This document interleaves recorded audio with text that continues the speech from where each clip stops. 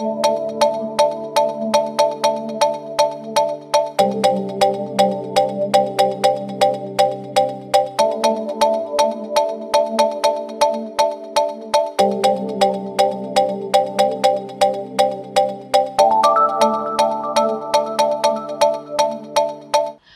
Welcome to press news బులెటిన్ల ముందుగా headlines చూద్దాం.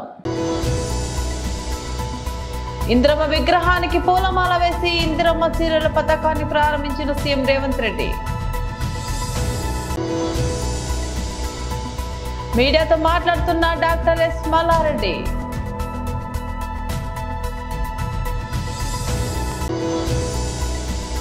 శాసనమండలి ప్రతిపక్ష నేత Shri Botsa Satyanarayana press meet.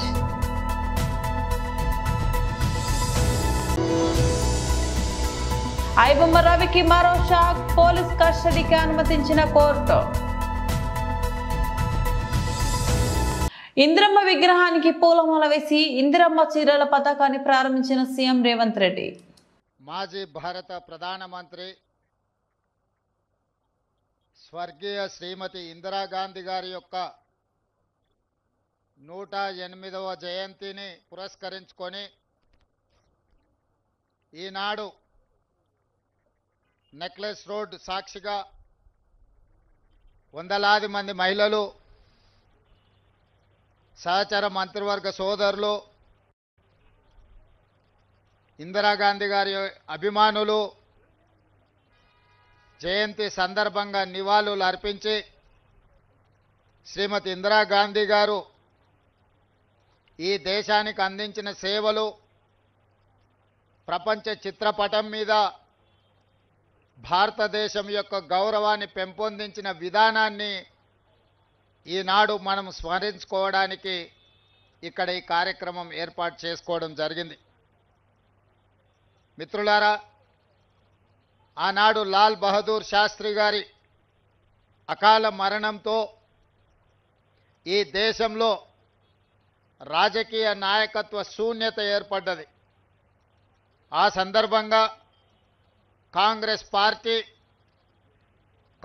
Party నాయకులందరూ కలిసి శ్రీమతి ఇందిరాగాంధీ గారిని ఈ దేశ ప్రధానమంత్రిగా బాధ్యతలు స్వీకరించమని, వారు బాధ్యతలు స్వీకరించిన తర్వాత పరిపాలనలో వారు తీసుకొచ్చిన విప్లవాత్మకమైన మార్పులు ఈనాడు ఈ దేశంలో ముఖ్యంగా దళితులు, గిరిజనులు, బలహీన వర్గాలు, అట్టడుగు వర్గాలను ఈరోజు పాలితులుగా ఉన్న వాళ్ళను పాలకులుగా తయారు చేసి డాక్టర్ బాబాసాహెబ్ అంబేద్కర్ గారు ఏ కలలైతే కన్నరో ఈ రాజ్యాంగాన్ని మనకు అందించి ఆ కలలను సాకారం చేయడానికి చివరి శ్వాస వరకు, ఆఖరి రక్తపు బొట్టు వరకు శ్రీమతి ఇందిరాగాంధీ గారు అవిరాళమైన కృషిని చేయడం జరిగింది. రాజభరణాలు రద్దు చేసిన, బ్యాంకులను జాతీయకరణ చేసిన, అగ్రికల్చర్ సీలింగ్ యాక్ట్ తీసుకొచ్చి దళితులకు, గిరిజనులకు భూ యాజమాన్య హక్కులను కట్టబెట్టిన, ఇల్లు లేని వాళ్లకు ఇందిరమ్మ ఇళ్లను అందించిన, అదేవిధంగా పరిపాలనలో మహిళల యొక్క ప్రాతినిధ్యం పెంచిన శ్రీమతి ఇందిరాగాంధీ గారు ఈ ప్రపంచానికే ఆదర్శంగా నిలబడ్డారు. అదే కాకుండా మన దాయాది అయిన పాకిస్తాను మాటకు ముందు భారతదేశం మీద కాళ్ళు దువ్వుతుంటే పాకిస్తాన్ మీద యుద్ధం చేయడమే కాదు, పాకిస్తాన్ని ఓడగొట్టి నిట్ట నిలువున 2 దేశాలుగా చీల్చి బంగ్లాదేశ్ అనే ఒక దేశాన్ని ఆనాడు శ్రీమతి ఇందిరాగాంధీ గారు పాకిస్తాన్ నుంచి వేరు చేయడం జరిగింది. 90,000 మంది సైనికులను, పాకిస్తాన్ సైనికులను. మీడియాతో మాట్లాడుతున్న డాక్టర్ ఎస్ మల్లారెడ్డి. లోపల ఉన్నటువంటి పారిశ్రామిక భూములన్నింటినీ కూడా మల్టీ జోన్ మార్చడానికి నిర్ణయం తీసుకోవడం జరిగింది. అంటే దీనికి సంబంధించి Hyderabad industrial land transformation policy, ఈ యొక్క పాలసీ ప్రకారం దీన్ని ఆమోదించడం జరిగింది. ఈ పాలసీ ప్రకారం దాదాపు 10,000 ఎకరాల పారిశ్రామిక భూములన్నింటినీ కూడా మరి మల్టిపుల్ జోన్లో మార్చుకొని ఇష్టారాజ్యంగా మరి నివాస ఇల్లు కావచ్చు, లేదా మల్టీ ఫ్లోర్ బిల్డింగులు కావచ్చు, లేదా కమర్షియల్ బిల్డింగ్స్ కావచ్చు, ఏవైనా కట్టుకోవడానికి అవకాశం ఉంటుంది. మరి ఔటర్ రింగ్ రోడ్ లోపల జీడిమెడ్ల, అదేవిధంగా మరి సనత్ నగర్, బాలానగర్, పటాన్ చెరువు, రామచంద్రపురం, కాటేదాన్, ఉప్పల్, నాచారం, చర్లపల్లి, మల్లాపూర్, ఇవన్నీ కూడా కాటేదాన్తో సహా ఇవన్నీ కూడా ఈ పారిశ్రామిక వాడల్లో మరి ఔటర్ రింగ్ రోడ్ లోపల ఉన్నాయి. ఇవాళ ప్రభుత్వము ఏకపక్షంగా ఈ భూములన్నింటినీ మల్టిపుల్ జోన్గా మార్చడం వల్ల అనేక రకాలైనటువంటి పర్యావరణ విషయాలతో కాకుండా మరి అక్కడ మంచినీటి వసతి కావచ్చు, లేదా డ్రైనేజ్ విషయం కావచ్చు, రోడ్ల విషయం కావచ్చు, ఇప్పటికే ట్రాఫిక్తోని చాలా ఇబ్బందుల పాలవుతున్నారు జనం. మరి ఇక్కడ మల్టీఫ్లోర్ బిల్డింగ్లు వస్తే మరి ఏ రకంగా ఈ 10,000 ఎకరాల భూముల్లో ఈ రకంగా వస్తే మరి పరిస్థితి ఏ విధంగా ఉంటుందో మనం ఊహించుకోవచ్చు. ఈ యొక్క విధానం మార్పు వెనుక చాలా పెద్ద కుంభకోణం ఉంది. వేల కోట్ల రూపాయల యొక్క మరి చేతులు మారడానికి అవకాశం ఉందని నేను ఈ సందర్భంగా తెలియజేస్తా ఉన్నాను. అదేవిధంగా ఇదే ఈ ప్రాంతంలో అంటే ఔటర్ రింగ్ రోడ్ లోపల కావచ్చు, ఔటర్ రింగ్ రోడ్ బయట HMDA పరిధిలో కావచ్చు, దాదాపు 850 గ్రామాల్లో ఉన్నటువంటి 50,000 మంది రైతులకు పైగా భూములు మరి conservation zone, open zone, semi public zone, recreation zone, అదేవిధంగా ఈ రకంగా ఎలాంటి నిర్మాణాలకు అవకాశం లేనటువంటి జోన్లలో రైతుల భూములు ఉన్నాయి. ఒకవైపు ఏమో పారిశ్రామికుల భూములనేమో ఏకపక్షంగానే ఒకటే నిర్ణయంతో మరి మల్టిపుల్ జోన్గా మారిస్తే రైతులు ఇల్లు కట్టుకోవడానికి కూడా అనుమతి ఇవ్వడం లేదు. ఆ భూములు జోన్లో మార్చడానికి కూడా మరి అవకాశం ఇవ్వడం లేదు. పెద్ద పెద్ద రియల్ ఎస్టేట్ వాళ్ళు వచ్చి రైతుల భూములను సేకరించి 10 ఎకరాలు, 20 ఎకరాలు, 30 ఎకరాలు ఆ రకంగా పూల్ చేసిన తర్వాత మరి ప్రభుత్వానికి పోతే అప్పుడు డబ్బులు తీసుకొని వాటిని కన్జర్వేషన్ జోన్ నుంచి వేరే నివాస జోన్లకు, రెసిడెన్షియల్ జోన్లకు మారుస్తాను. ఒకవైపు ఏమో పరిశ్రమలకు సంబంధించి ఈ రకమైనటువంటి నిర్ణయం తీసుకుంటారు, మరొక వైపు రైతులకేమో మరి రైతుల విషయం రాష్ట్ర ప్రభుత్వానికి పట్టకపోవడం అనేది చాలా శోచనీయమైన విషయం. మరి ఈ రకంగా రైతులు ఈ ప్రాంతంలో ఉన్నటువంటి రైతులు దాదాపు శాసన మండలి ప్రతిపక్ష నేత శ్రీ బొత్స సత్యనారాయణ ప్రెస్ మీట్ నిర్వహించారు. ప్రముఖ పైరసీ వెబ్సైట్ ఐబొమ్మ నిర్వాహకుడు ఇమంది రవికి నాంపల్లి కోర్టులో మరో ఎదురు దెబ్బ తగిలింది. తెలుగు రాష్ట్రాల్లో సంచలనం సృష్టించిన ఈ పైరసీ కేసులో అరెస్ట్ అయిన అతన్ని 5 రోజుల పాటు పోలీస్ కస్టడీకి అప్పగిస్తూ న్యాయస్థానం ఉత్తర్వులు జారీ చేసింది. ఈ కేసులో మరిన్ని వివరాలు రాబట్టేందుకు రవిని వారం రోజుల పాటు కస్టడీకి ఇవ్వాలని హైదరాబాద్ సైబర్ క్రైమ్ పోలీసులు కోర్టులో పిటిషన్ దాఖలు చేశారు. ఇరుపక్షాల వాదనలు విన్న న్యాయమూర్తి 5 రోజుల కస్టడీకి అనుమతించారు. దీంతో పోలీసులు రవిని కస్టడీలోకి తీసుకొని విచారించనున్నారు. కొత్త సినిమాలు ఓటీటీ కంటెంట్ ను పైరసీ చేస్తూ చిత్ర పరిశ్రమకు తీవ్ర నష్టం కలిగిస్తున్నాడన్న ఆరోపణలతో ఇమంది రవిని గత శనివారం కూకట్పల్లిలో సైబర్ క్రైమ్ పోలీసులు అరెస్ట్ చేసిన విషయం తెలిసిందే. 7 ఏళ్లుగా ఐబొమ్మతో పాటు బప్పం, ఐవిన్, ఐ రాధా టీవీ వంటి పేర్లతో పలు వెబ్సైట్లను నడుపుతున్నట్లు పోలీసులు గుర్తించారు. రవి నివసిస్తున్న అపార్ట్మెంట్ లో పోలీసులు జరిపిన సోదాల్లో 3 కోట్ల నగదు, వందల సంఖ్యలో హార్డ్ డిస్కులు, కంప్యూటర్లు, సెల్ ఫోన్లు స్వాధీనం చేసుకున్నారు. అనంతరం అతడిని బషీర్బాగ్ లోని CCS కు తరలించి విచారణ జరిపారు. తాజాగా కోర్టులో హాజరుపరచగా కస్టడీకి అనుమతి లభించింది. ఓకేనా వాయిస్ ఓకేనా? Okay, thank you.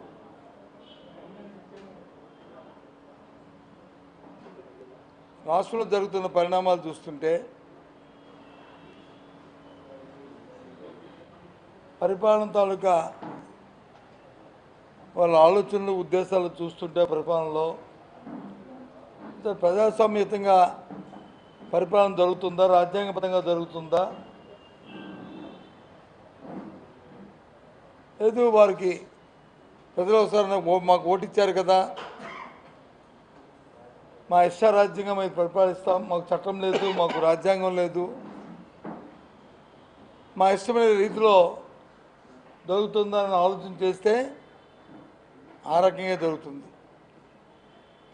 చట్టానికి ఎక్కడా కూడా గౌరవం లేదు, రాజ్యాంగం అంటే అసలు ఆలోచన లేదు, చట్టపరంగా ఇది ఆలోచన చేయట్లేదు, వాక్ స్వాతంత్రం లేదు, పత్రికలకు స్వేచ్ఛ లేదు, ఇష్టారాజ్యంగా ఉంది. నేను ఎందుకు మాట్లాడుతున్నాను? ఎన్నో సందర్భాలు జరిగాయి. ఈ 16 నెలల 18 నెలల కాలంలో. కానీ నిన్న మొన్న రాత్రి జరిగిన సంఘటన చూసుకుంటే మా వైసీపీ పార్టీకి సంబంధించిన వ్యక్తి స్పోక్స్ పర్సన్ మాట్లాడుతుంటే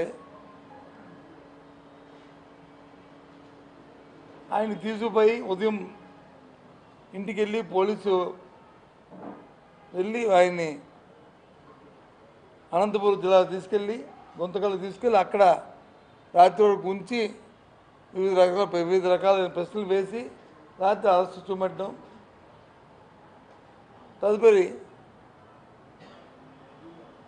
న్యాయమూర్తి గారు వచ్చి ఓ 2 చీవాట్లు పెట్టిన తర్వాత వారిని విడిచిపెట్టిన సందర్భాన్ని ఒకసారి గుర్తు చేస్తున్నాను.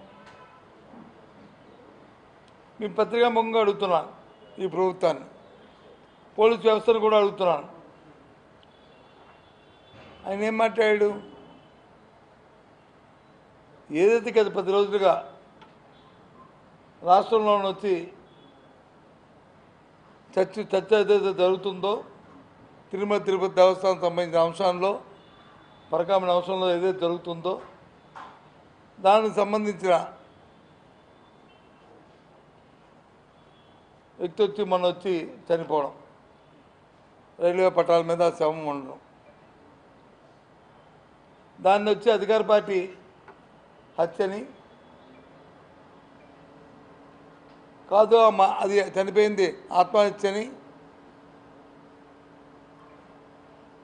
ప్రతిపక్ష పార్టీగా వయోవృద్ధుల సంక్షేమం కోసం చర్యలు తీసుకుంటున్నట్లు జిల్లా కలెక్టర్ విజయేంద్రబోయి తెలిపారు. అంతర్జాతీయ వయోవృద్ధుల వారోత్సవాల్లో ముగింపు సందర్భంగా జిల్లా కలెక్టర్ కార్యాలయంలో జిల్లా సంక్షేమాధికారిని జరీనా బేగం ఆధ్వర్యంలో జరిగిన ముగింపు సమావేశానికి ఆమె ముఖ్య అతిథిగా పాల్గొని జ్యోతి ప్రజ్వలనతో ప్రారంభించి ప్రసంగించారు. ఈ సందర్భంగా వృద్ధులు జీవించిన కాలంలో తమ ఆస్తిని తమ పేరు మీదనే ఉంచుకోవాలని ఆమె సూచించారు. వృద్ధులైన తల్లిదండ్రులు ఆస్తిని పిల్లలు తమ పేరు మీదకు మార్చుకున్న తర్వాత నిర్లక్ష్యం చేసి వారి ఆలనా పాలన చూడని సంఘటనలు చాలా ఉన్నాయని ఆమె అన్నారు. ఆస్తిని తమ పేరు మీద బదిలీ అయ్యాక సరిగా చూసుకోకపోతే ఆస్తిని తిరిగి పొందడానికి ఆర్డీఓను కానీ కోర్టును కానీ ఆశ్రయించవచ్చని ఆమె అన్నారు. International day of older persons మనం జరుపుకుంటున్నాం. గత వారంగా సీనియర్ సిటిజన్స్ సంక్షేమానికి సంబంధించి కొన్ని అవగాహన కార్యక్రమాలు చేస్తూ వస్తున్నాము. ర్యాలీలు, తర్వాత ఇతర కార్యక్రమాలు చేయడం అనేది జరుగుతుంది. అయితే ఈ సీనియర్ సిటిజన్స్ సంక్షేమానికి వచ్చేటప్పటికి అంటే ప్రభుత్వం నుంచి కొన్ని ప్రొటెక్షన్స్ ఉన్నాయి. మనకి సీనియర్ సిటిజన్స్ యాక్ట్ కానివ్వండి, దాని కింద వచ్చిన రూల్స్ ప్రకారం కానివ్వండి, సీనియర్ సిటిజన్స్కి సంబంధించి వారికి కొన్ని రక్షణలు ఈ చట్టాల కింద ఇవ్వడం జరిగింది. అదేవిధంగా వాళ్ళు ఏదైనా ప్రాబ్లమ్స్ ఫేస్ చేస్తే దానికి సంబంధించి ట్రిబ్యునల్స్ ఏర్పాటు చేసి కొంత పిల్లల నుంచి సమస్యలు వచ్చినప్పుడు కూడా వాటిని కూడా అటెండ్ చేయడానికి ప్రొవిజన్స్ ఉన్నాయి. తర్వాత ప్రభుత్వ కార్యక్రమాల్లో కొన్ని వెసులుబాట్లు కూడా కల్పించడం జరిగింది. అంటే మొబిలిటీకి వస్తే కొంత ఇప్పుడు ఫ్లైట్ టికెట్స్ కానివ్వండి, మిగిలిన టికెట్స్ కానివ్వండి, కొంత సీనియర్ సిటిజన్స్ అంటే కన్సెషన్స్, తర్వాత ఇట్లాంటివి, అది ఒకటి ఎగ్జాంపుల్. కానీ ఇలాంటివి కొన్ని సీనియర్ సిటిజన్స్ కోసం ప్రభుత్వం నుంచి చేయడం జరిగింది. సిటిజన్స్ నుంచి ఎక్కువ ఉంటున్నాయి, అంటే సహాయం కోసం కానీ ఈ యాక్ట్స్ కింద టేకప్ చేసి వారికి రిలీఫ్ ఇవ్వడం కానీ, వీటికి సంబంధించిన అప్లికేషన్స్, దరఖాస్తులు ఈ మధ్యకాలంలో చాలా ఎక్కువగా సంబంధించి నేను లాస్ట్ టైం కూడా చెప్పాను, సేమ్ ప్రోగ్రాంలో మన సీనియర్ సిటిజన్స్ మీటింగ్లో కూడా చెప్పాను. కొంత మనం అవగాహన చేస్తున్నాం కానీ సరిపోదు. కొంత పెద్ద ఎత్తున ఈ అవగాహన కార్యక్రమాలు చేయడం అనేది జరగాలి. ఇల్లు ఉంటే ఇల్లు కానివ్వండి, పొలం ఉంటే పొలం కానివ్వండి, ఏముంటే అది అంటే నన్ను చూసుకుంటున్నారు కదా, రేపు పొద్దున కూడా నన్ను వాళ్ళు చూసుకోవాలి కదా అన్న ఉద్దేశంతో ముందే వాళ్ళ పేరు మీద ఆస్తుల్ని ట్రాన్స్ఫర్ చేసేయడం చేస్తున్నారు. ఆ తర్వాత వాళ్ళు చూసుకోనప్పుడు వీళ్ళు ఇబ్బందులు పడి తను గిఫ్ట్ డీడ్ చేశాను, ఇల్లు ఇచ్చాను, వాటిని మళ్ళీ రివర్స్ చేయండి అని వస్తుంది. అట్లాగా చాలా వాటిలలో మన ఆర్డీఓ గారు కూడా ఆర్డర్ ఇవ్వడం జరిగింది. ఆ గిఫ్ట్ డీడ్స్ అవన్నీ క్యాన్సిల్ చేసుకుంటూ మళ్ళీ పేరెంట్స్కే ఆ ఆస్తుల మీద హక్కులు రిస్టోర్ చేస్తూ చేయడం అనేది జరుగుతుంది. అంటే ఇది ఒకటి అయిపోయాక మనం యాక్షన్ తీసుకొని దాన్ని ఎగ్జిక్యూట్ చేయడానికి తంటాలు పడి చేయడం వేరు, మన తర్వాత ఇవ్వడం వేరు, మనం ఉన్నప్పుడే ఇచ్చుకొని బాధలు పడడం వేరు. అందుకని మరొకసారి నేను అందరినీ కోరేది ఏమంటే, మీకు మీ మీద ఎంత ప్రెషర్ వచ్చినా ఇమోషనల్గా కూడా ఫీల్ అవుతాం, ఓకే కొడుకే కదా కూతురే కదా, కాబట్టి ఎంత ప్రెషర్ వచ్చినా ఏం వచ్చినా కూడా మనం ఉన్నంత. అంబర్పేటలో నిర్వహించిన Narayana premier league 2025-26 sports meet కార్యక్రమం ఘనంగా జరిగింది. ఈ కార్యక్రమానికి ముఖ్య అతిథులుగా Amberpet CI Kiran Kumar, SI Tarun, GM Gopal Reddy, AGM Balaparameshwar హాజరయ్యారు. ఎన్జీ జోన్ ప్రిన్సిపల్, ఏఓలు, ఏడీలు, విపిలు, పీటీలు కూడా పాల్గొన్నారు. వివిధ క్రీడా విభాగాల్లో విజయం సాధించిన విద్యార్థులను ముఖ్య అతిథులు అభినందించి వారికి ట్రోఫీలు మరియు పథకాలు అందజేశారు. ఈ సందర్భంగా వారు విద్యార్థులు క్రీడలను ప్రోత్సహించుకోవాలి, ఆరోగ్యంతో పాటు ప్రగతికి క్రీడలు దోహదపడతాయని సూచించారు. అందరికీ నమస్కారం. ఈరోజు అంబర్పేటలోని ఎంసీహెచ్ గ్రౌండ్స్లో నారాయణ స్కూల్స్ 10 బ్రాంచెస్ ఈరోజు యాన్యువల్ స్పోర్ట్స్ మీట్ నిర్వహించడం జరిగింది. ఇక్కడ అంబర్పేట ఇన్స్పెక్టర్గా ఉన్నటువంటి నన్ను ఇక్కడ చీఫ్ గెస్ట్గా ఇన్వైట్ చేయడం జరిగింది. సో అంబర్పేట పోలీస్ స్టేషన్ పరిధిలో ఈరోజు 2 డేస్ అంటే ఈరోజు రేపు ఈ స్పోర్ట్స్ మీట్ జరుగుతుంది. సో ఇక్కడ దాదాపుగా 10 బ్రాంచెస్ స్కూల్స్ అన్నీ కూడా దాదాపుగా 1000+ స్టూడెంట్స్ స్పోర్ట్స్ మీట్లో పాల్గొనడం జరిగింది. ఈ స్పోర్ట్స్ అనేది ప్రతి ఒక్క స్టూడెంట్స్కు చాలా అవసరము. ఎందుకంటే వాళ్ళ యొక్క స్టడీలో చాలా స్ట్రెస్ అయినప్పుడు కూడా వాళ్ళు ఈ స్పోర్ట్స్ యాక్టివిటీస్లో పాల్గొనడం వల్ల వాళ్ళు చాలా యాక్టివ్గా ఇంకా వాళ్ళ ముందు భవిష్యత్తు చాలా బాగుంటుంది. రీసెంట్లీగా మనకు వరల్డ్ కప్ మహిళలు గెలిచిన దాంట్లో కూడా అది మన భారతదేశానికి చాలా గర్వకారణం. అదేవిధంగా దాన్ని స్పోర్టివ్గా తీసుకొని కూడా పిల్లలందరూ కూడా వాళ్ళ స్పోర్ట్స్లో రాణించాలని కూడా నా మనస్ఫూర్తిగా కోరుకుంటున్నాను. నాకు ఇక్కడికి ఇన్వైట్ చేసినటువంటి నారాయణ ఏజిఎం గోపాల్ రెడ్డి గారికి, అదేవిధంగా ఇక్కడ ఉన్నటువంటి బ్రాంచెస్ ఏజిఎంలకు, అదే డీన్లందరికీ, ఫ్యాకల్టీకి, నాన్ ఫ్యాకల్టీ, టీచర్స్కి, ప్రిన్సిపల్స్కి అందరికీ కూడా నా యొక్క నమస్కారాలు తెలియజేస్తూ, ప్రతి ఒక్క స్టూడెంట్స్ కూడా ఈ విధంగా స్పోర్ట్స్ అనేది చాలా ఇంపార్టెంట్. ఇవే కాదు, నారాయణ స్కూల్సే కాదు, ఎవ్రీ స్టూడెంట్స్ కూడా, ఈవెన్ గవర్నమెంట్లో ఉన్నటువంటి వాళ్ళు కూడా మధ్య స్పోర్ట్స్ చాలా మంచిగా రాణిస్తున్నారు. మన ఈ స్పోర్ట్స్ అనేది ఇక్కడ ఇంటర్ లెవెల్లే కాకుండా డిస్ట్రిక్ట్ లెవెల్, తర్వాత అదేవిధంగా state level, national level, international లెవెల్లో కూడా రాణించాలని చెప్పి కోరుకుంటున్నాను. నాకు ఈ అవకాశం ఇచ్చినటువంటి నారాయణ అధ్యాపక బృందానికి ప్రత్యేక నమస్కారాలు తెలియజేస్తున్నాను. Thank you. తాను చిన్నతనంలోనే తమిళ భాష నేర్చుకుని ఉండాల్సింది అని ప్రధానమంత్రి నరేంద్ర మోదీ అన్నారు. తమిళనాడులోని కోయంబత్తూరులో బుధవారం జరిగిన దక్షిణ భారత సేంద్రియ రైతుల సదస్సులో ఆయన ఈ వ్యాఖ్య చేశారు. ఓ రైతు నాయకుడు తమిళ ప్రసంగం తనని ఎంతగానో ఆకట్టుకుందని, కానీ అది అర్థం కాకపోవడంపై కొంత అసంతృప్తి వ్యక్తం చేశారు. సదస్సులో రైతు నాయకుడు పిఆర్ పాండియన్ తమిళంలో ప్రసంగించారు. అనంతరం మాట్లాడిన ప్రధాని మోదీ, పాండియన్ ప్రసంగం తమిళంలో ఉండటం వల్ల అద్భుతంగా ఉంది, కానీ అది నాకు పూర్తిగా అర్థం కాలేదు. ఇది చూశాక చిన్నప్పుడే నేను తమిళం నేర్చుకుని ఉంటే బాగుండేదనిపించింది అని అన్నారు. ప్రధాని వ్యాఖ్యలకు సభకు హాజరైన రైతుల నుంచి పెద్ద ఎత్తున చప్పట్లు లభించాయి. పాండియన్ ప్రసంగాన్ని తనకు హిందీ లేదా ఇంగ్లీష్లో అనువదించి ఇవ్వాలని గవర్నర్ ఆర్ఎన్ రవిని కోరినట్లు తెలిపారు. బులెటిన్ ముగించే ముందు మరోసారి హెడ్లైన్స్ చూద్దాం. ఇందిరమ్మ విగ్రహానికి పూలమాల వేసి ఇందిరమ్మ చీరల పథకాన్ని ప్రారంభించిన సీఎం రేవంత్ రెడ్డి. మీడియాతో మాట్లాడుతున్న డాక్టర్ ఎస్ మల్లారెడ్డి.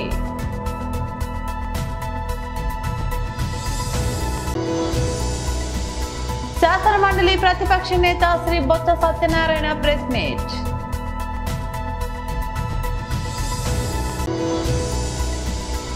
ఐబొమ్మ రవికి మరో షాక్, పోలీస్ కస్టడీకి అనుమతించిన కోర్టు.